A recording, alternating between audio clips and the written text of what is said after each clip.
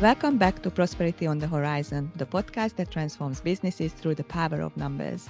If you are listening to this podcast, chances are you are already on your way to exploring your numbers with a desire to understand and master your business finances, realizing the transformative power that numbers hold for your business success. This is episode number 104, Designing a Business that Supports Your Life in 2026. Welcome back to the podcast. You might think that I'm late to the party, but no, I've just lived life. I'm back from a longish break and it actually feels a bit strange to be behind the mic now, but let's get back into it. This episode feels different for me for many reasons. And not because I've got a brand new strategy or some bold prediction, but because over the last year, I've been reminded just how fragile life really is. How quickly things can change, how nothing is guaranteed, and how important it is that we don't build businesses that cost us our health, our joy, or our time with the people we love. So today I want to talk about something bigger than numbers, but still very much connected to them. I want to talk about designing a business that supports your life, not the other way around. I just want to share my personal intentions for 2026. This time, 3 words came to me very clearly. There is no order to them. They are equally important and they are going to guide how I work, how I live life, and how I make decisions.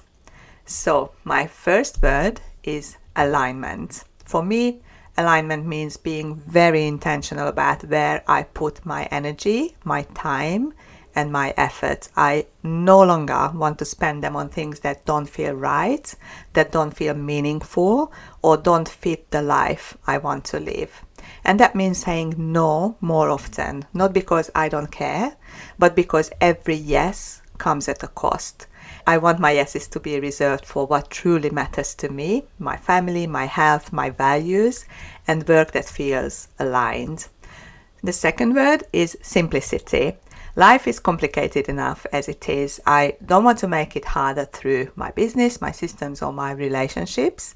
I want my work to be simple to understand, my messaging to be clear, my support for my clients to feel calm and grounding, not confusing or overwhelming. And this applies to my personal life too. I'm choosing fewer commitments, fewer obligations, and fewer things I say yes to out of habit or expectation. If it feels like a full yes in my heart, then it's a no. That's simple. The third word is life, because over the past year, I've been reminded how fragile life really is, that nothing is guaranteed, and that work, success, and growth mean very little if you are too exhausted or too busy to actually live. And life comes first for me, always. The way I run my business has to support the life I want to live, not compete with it. That's the lens I'll be bringing into this podcast and into everything I create in 2026. Why do these things matter so much? Most small business owners I speak to had a challenging 2025, and not because they are lazy or unmotivated, and definitely not because they are careless, but a lot of them say that they feel tired. They truly are carrying a lot. Work, family, responsibility, pressure, and they often do all these things quietly. And somewhere along the way, business becomes something you are constantly trying to keep up with, rather than something that supports you. We tell ourselves that I will rest when things calm down, or I will take time off when I earn a bit more, or I slow down next year if things go to plan. But life doesn't wait for the perfect time. If the business you are building doesn't leave space for living, something eventually gives. And that's not failure, that's a signal that we all have to acknowledge. I also think that many business owners underestimate how much emotional load they carry. You are the decision maker, the problem solver, the one who keeps things moving when things feel uncertain. And if your business isn't designed to hold that reality, it will start to feel heavy very quickly. So alignment for me means that your business choices are in service of your life, not constantly pulling you away from it. And simplicity matters big time, because the more complicated your business becomes, the harder it is to step back, to rest, or to be fully present in your life when it matters most. I want to share a short personal story here, because this really brought all of this into sharp focus for me over the past year. When I returned from Europe in August, I was already counting down to December, because less than 4 months later, we were traveling again. I could not believe it. And as I usually do, I planned everything early: flights, accommodation, our local trips within the bigger journey, our ski holiday, time with friends. I wanted everything organized so that when the time came, the only thing left to do was to pack and enjoy the adventures. But the months leading up to that trip didn't go to plan at all. I became more and more exhausted. I had very little time for myself. Work got busier despite my efforts to simplify, and I said yes to things I should have said no to. I made business decisions that didn't serve my bigger goals, and life just became complicated. I was out of alignment, and I honestly couldn't even think about traveling anymore. Then, just a few days before we were due to fly out, I got a call from my mum. My father had been taken to hospital and was in ICU, in serious but not critical condition. And in that moment, everything else disappeared. The only thing I knew was that I needed to be where my father was, 16,000 kilometers away from Sydney. We traveled home with the tickets, obviously we already had booked, but all I could think about was getting there as soon as possible, and the journey felt incredibly long. And the first thing I did was to cancel everything, including our ski trip, because suddenly none of that mattered anymore. And to get back to the numbers, believe it or not, this is also why numbers and knowing your numbers is so important. Not to set up more rules we must stick to, not to put ourselves under pressure, but rather your numbers exist to support your decisions, the decisions that make your life better. And what do I mean by that? A cash flow tells you whether you can slow down a bit or if you need to steady things. Profit tells you whether the effort is worth it. And simple reports tell you where your money is leaking. And when your numbers are messy or avoided, I guarantee you that life feels a lot heavier too. However, when your numbers are clear, even if they are not perfect, things feel a lot calmer. It's very simple. It's because clarity reduces stress. It's not more revenue or more hustle, but if you are clear on your numbers, if you know what to look at and what those numbers tell you about your business, that gives you confidence in your decision making. Just think about examples in your life. When you are in a stressful situation, like I was when my father got into hospital, you feel overwhelmed, stressed, and you are surrounded by uncertainty. But when you consult with experts, for example, when I spoke to the surgeon and other doctors, I found out about what was going to happen to my father, and I trusted them that he was in good hands, and I started to feel calm and a lot less stressed about what was going to happen. It's the same with numbers. When you understand them, you become a lot more confident about managing your business, and you don't need complex systems for this.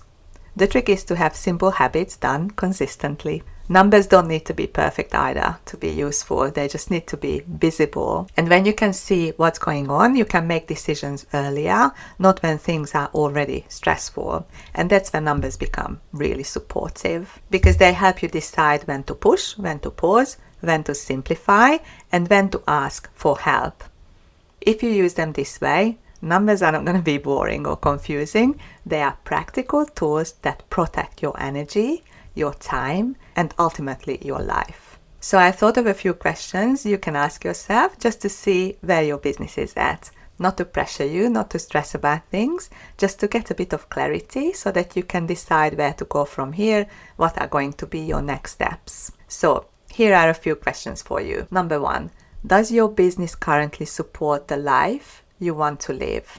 In my opinion, if it feels heavy or draining, where does it feel heavy or draining for you? And what part of your business causes the most quiet stress for you? If nothing changed this year, how would that feel? And now this one. What would enough look like in 2026? Not in theory, but in real life. To give you some starting points, I also have a few small but powerful steps to help you reset or just get back on track if you need to. Number one, I always think about this first myself as well, and also ask my clients to define what success means for them beyond money. Decide what a good year looks like for you. Is it having more time off, or is it having fewer late nights, a more reliable cash flow, less mental noise, more travel, and so on? And just write everything down. Number two, my next principle is to choose simplicity over complexity. In my experience, you don't need more tools. In fact, you need fewer, more efficient ones. For example, have one main bank account, at least one savings account, be very clear on your profit, and have one regular money check-in with yourself and of course your business. Then the next very important step is to create one non-negotiable life boundary. And what I mean by that is, for example, a day off, a finish time if you are a runner, or some sort of a fitness goal, a holiday booked in advance, or something that keeps you excited and motivated, and protect it the same way you would a non-negotiable appointment you've already committed to. Also very important to look at your numbers weekly, but at least monthly, briefly. Not to judge, just to see how things are going, your income, your expenses, cash position, and so on. 5 to 10 minutes is enough. And please stop doing business alone. Support is not weakness, it's structure and leadership. You don't need to carry everything by yourself. In fact, you need to free yourself from low-value tasks that can be done by somebody else, especially repetitive tasks. And always remember that you are allowed to build a business that fits your life. You are allowed to slow down, even take a break without giving up. You are allowed to want ease, clarity, and space. Work hard, yes, but work in a way that supports your living, because life is precious and your business should help you enjoy it, not survive it. We got through the time as a family. In between hospital visits, we still managed to enjoy the Christmas markets, the cold winter evenings, and moments of togetherness, and it was wonderful. My father went through heart surgery and was home with us for Christmas, and I will always be grateful that we were there when it mattered most. That experience reinforced something very, very clearly for me. It's that life comes first. So in 2026, I'm choosing to live intentionally, to protect my mental and physical health, to move my body, to slow down, to spend time with people who matter, to say yes only to what feels aligned. And I'm simplifying my business alongside my life, the services I offer, the way I work, the clients I support, and the systems behind the scenes. And that's the kind of alignment I want for myself. And it's exactly what I want for you too. For me, that alignment also shows up very practically day to day. I've built a routine around my mental and physical health. I go to the gym almost every day. I take my best friend's advice seriously and make time for the sauna at least once, but usually twice a week. Oh my gosh. And I plan my upcoming week on Sundays, and I actually book those sessions in, 2 45-minute sauna sessions, so they don't get pushed aside. I take a proper physical book with me, I slow down, and I give myself permission to just be there. It's simple, but it makes a huge difference. I move my body daily, I eat well, and I join challenges and programs that keep me motivated and accountable. Not to be perfect, but to stay consistent and well. I'm also much more intentional about what I say yes to. I say yes to things I genuinely want to do, like going to book launches, catching up with friends over a great dinner, a hike in the national park, going for a run, experiences that fill me up rather than drain me. These are the things I intend to do and how I'm going to live my life in 2026 and beyond. You are probably doing better than you think already, and you don't have to change everything all at once, because small aligned changes done consistently will move you forward far more than big plans that never quite fit real life. As you move into 2026, give yourself permission to build differently, with intention, with simplicity, and with your life firmly at the center. Oh well, I told you this was going to be different, so if this episode resonated with you, take one small step this week, just one. And if your business finances, your bookkeeping, or your cash flow are adding to your stress rather than supporting your life, I'm always here to help. The easiest way to reach me is to send me a DM on Instagram at Horizon Accounts. I'll be right here with you as we move through 2026 calmly, intentionally, and aligned. See you next time. Thank you, and I will see you in the next episode of Prosperity on the Horizon.